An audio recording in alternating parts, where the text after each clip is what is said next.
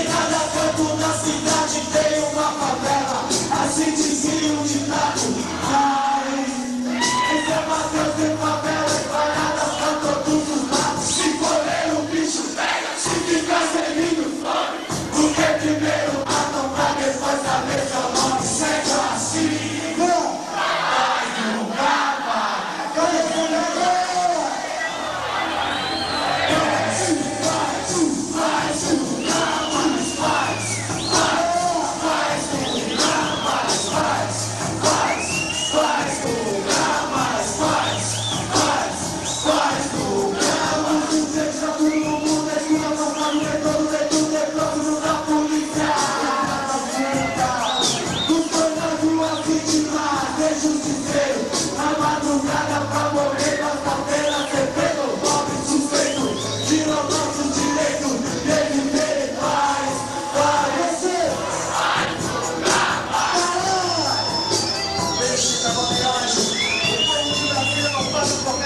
E chega achando, sente firmeza, e sente firmeza nele.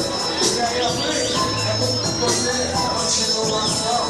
Olha a porra da polícia agindo novamente em cima de inocente. Me arruma um pretexto para um tiroteio, onde mataram um sujeito que não devia nada. Toda vez quase nada.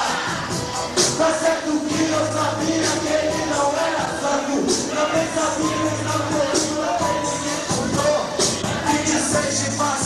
De 94, foi assassinado com 2 tecos no peito, um na cabeça, lá se foi o Renato. Que Deus o tenha. Doutora, hoje o assassinato nada justificando, ficou só 2 comentários. Mas um arquivo fechado.